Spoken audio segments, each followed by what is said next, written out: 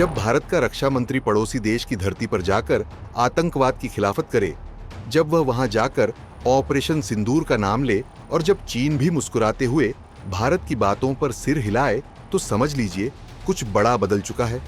जी हां, ये वीडियो सिर्फ एक डिप्लोमेटिक रिपोर्ट नहीं, बल्कि भारत की बदलती रणनीतिक सोच, संस्कृति की शक्ति और आत्मविश्वास की गर्जना है। चीन में हुई एससीओ रक्षा मंत्रियों की बैठक कोई सामान्य मीटिंग नहीं थी। ये एक ऐसा मंच था जहां भारत, चीन, रूस, Pakistan, Kazakhstan, Uzbekistan, Tajikistan, Kyrgyzstan जैसे देश एक साथ बैठे थे। भारत की तरफ से पहुंचे रक्षा मंत्री राजनाथ सिंह और उन्होंने आते ही भारत की रक्षात्मक नहीं, आक्रामक नीति का ऐलान कर दिया।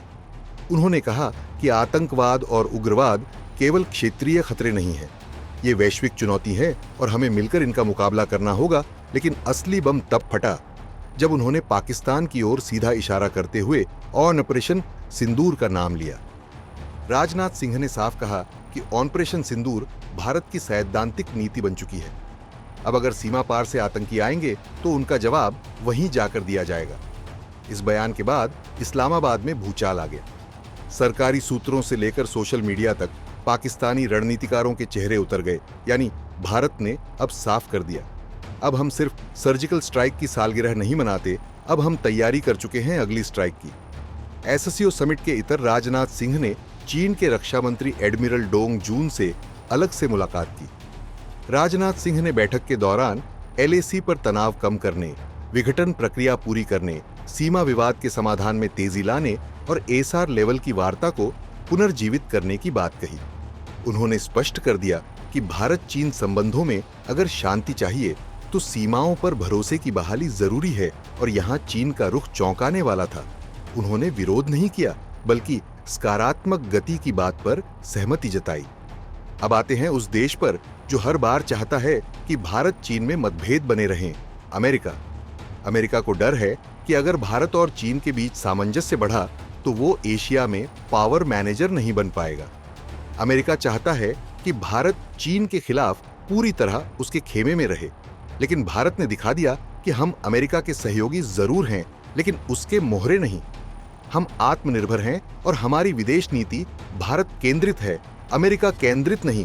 राजनाथ सिंह की यह चीन यात्रा अमेरिका को यह स्पष्ट संकेत थी कि भारत अपनी रणनीति खुद बनाता है, चीन को कड़ा संदेश भी देगा और बातचीत की गुंजाइश भी रखेगा। राजनाथ सिंह ने चीन के रक्षा मंत्री को भेंट की मधुबनी पेंटिंग, बिहार के मिथिला क्षेत्र की पारंपरिक कला।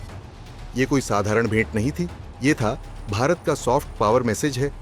हमारी ताकत सिर्फ मिसाइल नहीं, हमारी पहचान हमारी कला भी है। हम संस्कृति से जोड़ते हैं और अगर कोई आंख दिखाए तो उसी हाथ से जवाब भी देते हैं। मधुबनी पेंटिंग में जो रंग, जो रेखाएं थीं, वो भारतीय इतिहास, लोक कला और आत्मविश्वास की प्रतीक थी।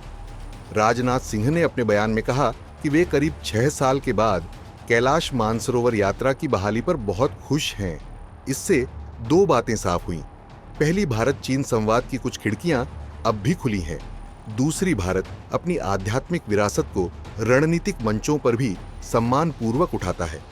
जहां पाकिस्तान और अमेरिका जैसे देश धर्म को राजनीति का औजार बनाते हैं, वहीं भारत अपनी संस्कृति को शांति और सहयोग का पुल बनाता है।